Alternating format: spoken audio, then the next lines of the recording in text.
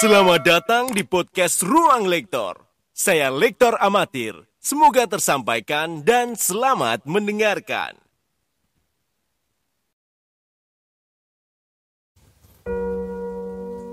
Berkah dalam saudara-saudaraku yang terkasih. Hari Minggu ini, bacaan kedua diambil dari surat kedua Rasul Paulus kepada Timotius. Bab 1 ayat 6-8 dilanjutkan dengan ayat 13-14.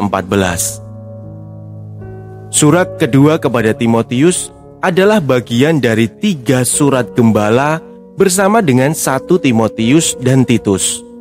Surat ini ditulis dalam bentuk pribadi, seperti pesan terakhir seorang bapa rohani kepada anaknya yang sangat dikasihinya. Lalu mengapa ada surat kedua Timotius?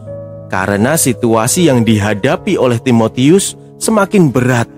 Jemaat yang ia layani menghadapi ajaran sesat, penolakan, bahkan penganiayaan.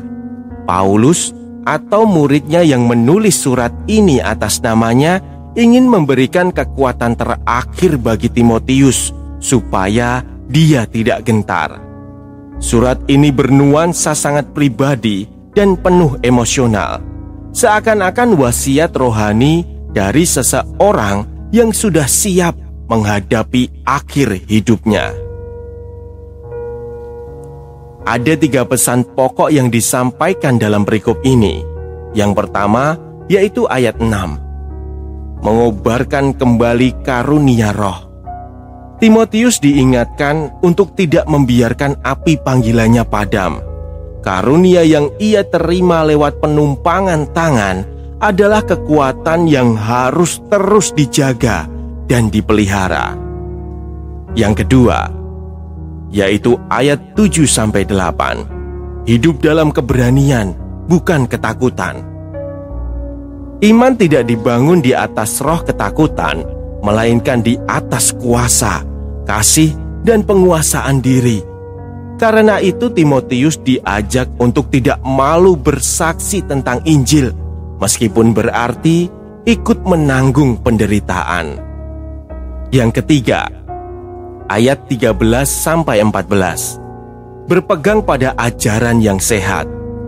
Timotius diingatkan untuk menjaga ajaran yang benar yang diwariskan kepadanya. Harta iman yang suci itu hanya dapat dijaga dengan bantuan Roh Kudus. Surat ini meneguhkan bahwa iman bukanlah beban, melainkan api yang perlu terus dikobarkan. Gereja diajak untuk tidak takut pada penderitaan atau tantangan zaman, tetapi tetap setia pada ajaran para rasul. Seperti Timotius, kita semua adalah penjaga iman yang dipercayakan Tuhan. Bacaan ini mengingatkan kita bahwa kekuatan iman tidak datang dari kita sendiri, melainkan dari Roh Kudus. Maka kita tidak boleh menyerah pada rasa takut, tetapi terus menghidupi kasih, keberanian, dan keteguhan, serta menjaga iman sebagai harta berharga yang dititipkan Tuhan kepada kita. Catatan untuk lektor, agar surat ini tidak hanya sekedar dibaca, tetapi disampaikan kepada umat yang mendengarkan. 1. Bayangkan surat ini sebagai pesan terakhir seorang bapa rohani kepada anaknya. Baca dengan nada personal, hangat, namun tegas. Yang kedua, jika ingin membangun theater of mind dari perikop ini, dengarkan contoh bacaan yang nanti saya bacakan dengan mata terpejam.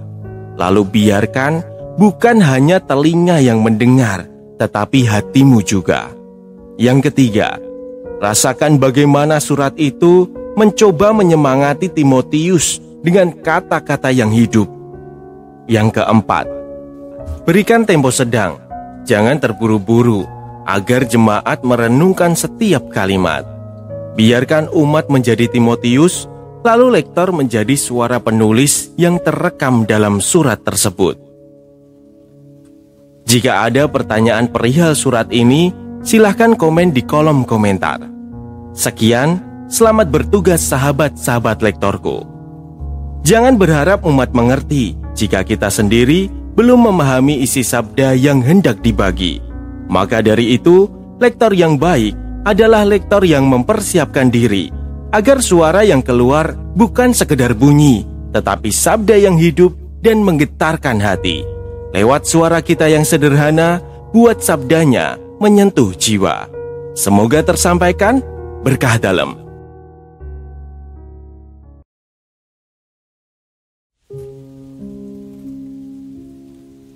Bacaan dari surat kedua Rasul Paulus kepada Timotius.